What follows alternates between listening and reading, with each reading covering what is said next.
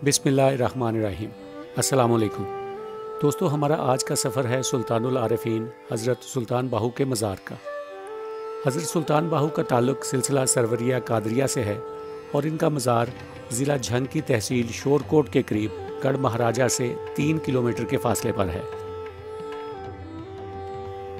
मज़ार तक आसान रसाई और आपकी सहूलत के लिए गूगल मैप कोऑर्डिनेट्स वीडियो की डिस्क्रिप्शन में दिए जा रहे हैं। इस्लामाबाद से मोटरवे पर सफ़र करते हुए हमने शोरकोट के करीब सुल्तान बाहू टोल प्लाज़ा से एग्ज़िट लिया और गढ़ महाराजा रोड पर आ गए। मोटरवे से सुल्तान बाहू का मज़ार सिर्फ 16 किलोमीटर है और अगर कहीं ट्रैफिक ब्लॉक ना हो तो ये सफ़र 20 मिनट में बआसानी तय हो जाता है।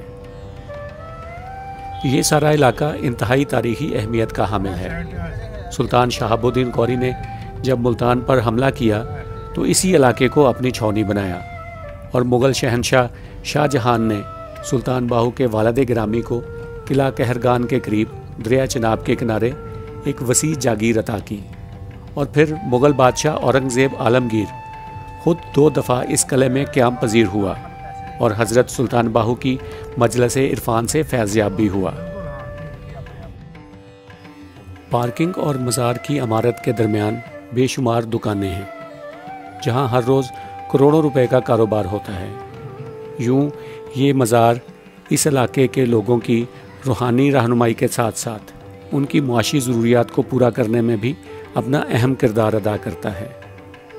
यहाँ पर पकी पकाई देगों के अलावा बच्चों के खिलौने, कपड़े, नुमाइशी ज़ेवरात और घरेलू इस्तेमाल की मुख्तलिफ़ अशिया दस्तयाब हैं। ज़ायरीन की सहूलत के लिए मज़ार के अहाते में एक बागीचा भी बनाया गया है। मज़ार पर आने वाले अकीदतमंदों के लिए जूते रखने की सहूलत मुफ्त फराहम की जाती है और यहाँ आने वाले तमाम अफराद सिक्योरिटी गेट्स में से गुज़रकर मज़ार के वसीओ अरीज़ और साफ़ सुथरे सहन में दाखिल होते हैं। इस सहन के तकरीबन दरमियान में रंग बरंगी टाइलों से मुज़य्यन मज़ार की मरकज़ी इमारत है, जबकि दाएं तरफ सफ़ेद इमारत वज़ू खाना है।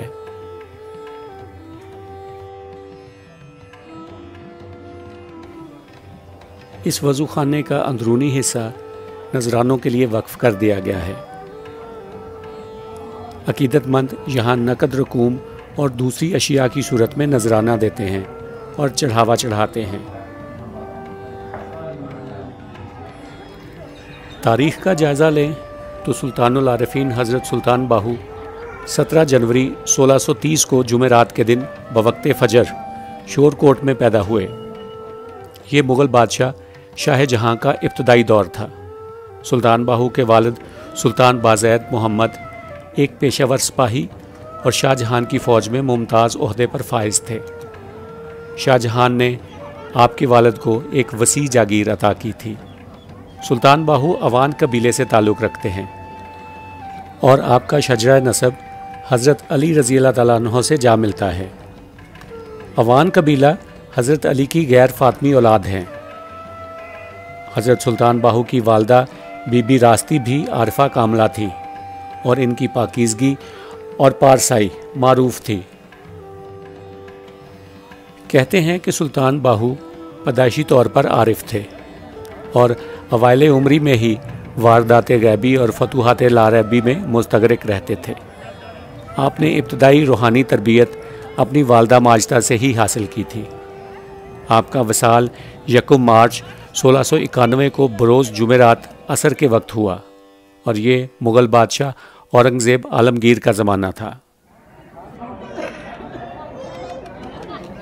मज़ार के अहाते में बेरी का एक कदीम दरख्त है जिसके नीचे बहुत सी बे औलाद ख़वातीन सारा दिन बैठी रहती हैं और एक रवायत के मुताबिक जिस औरत की झोली में इस दरख्त से बेर गिरता है अल्लाह पाक ज़रूर उसे औलादे नरीना से नवाजते हैं।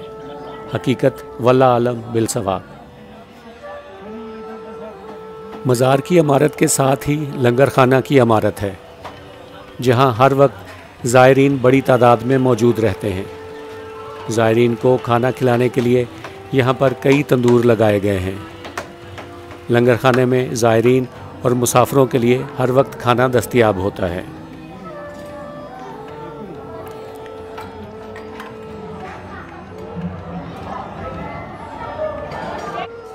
तसव्वुफ़ और फ़ुक्र में सुल्तान बाहू का मुकाम व मर्तबा हर किसी के वहमो गुमान से भी बालातर है। अल्लाह पाक हमें आपकी तालीमात पर अमल करने की तौफीक अता फरमाए। आमीन।